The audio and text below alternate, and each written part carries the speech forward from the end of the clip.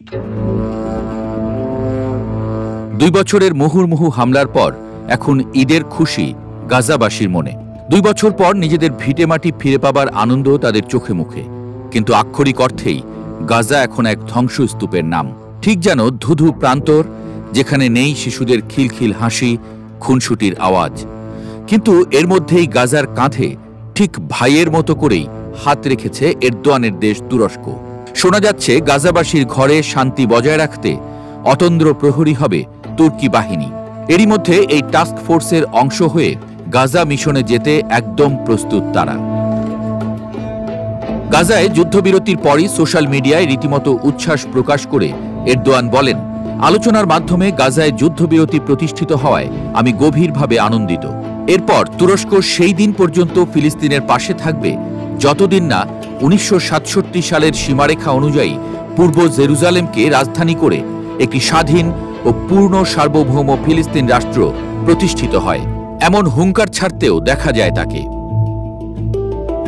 Anadolu agency বলছে, গাজায় যুদ্ধবিরতি চুক্তির পর শান্তি ফিরিয়ে আনতে আন্তর্জাতিক টাস্ক ফোর্স গঠনের উদ্যোগ নেওয়া হয়েছে। এই মিশনে অংশ নেবে তুরস্কের সেনাবাহিনী। মাত্র একদিন আগেই এ বিষয়ে নিজেদের আগ্রহের কথা জানিয়েছিলেন এরদোয়ান। এরপরই মিশরের শার্ম আল শেইখে আলোচনার জন্য একটি দল পাঠিয়েছে তুর্কি বাহিনী। গাজাকে নতুন করে গড়ে দিতেই যেন হাত বাড়িয়েছে তারা।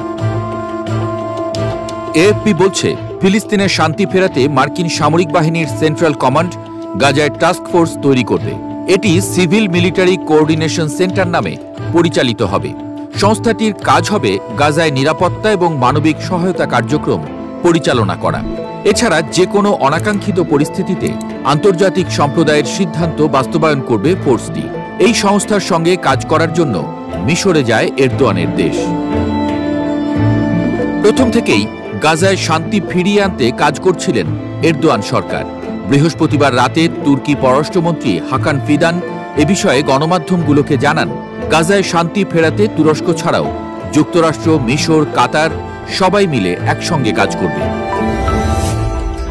দীর্ঘ 2 বছরের রক্তপাতের পর যুদ্ধবিরতির এই মুহূর্তে গাজা যেন ধ্বংসস্তূপের মাঝেও এক নতুন আশার আলো দেখতে শুরু করেছে। আর সেই আশার পাশেই সত্যি বড় ভাইয়ের মতো ঢাল হয়ে থাকবে তুরস্ক। তাদের হাত ধরে হয়তো একদিন পুনর্জন্ম নেবে গাজা, এমনটাই প্রত্যাশা বিশ্লেষকদের।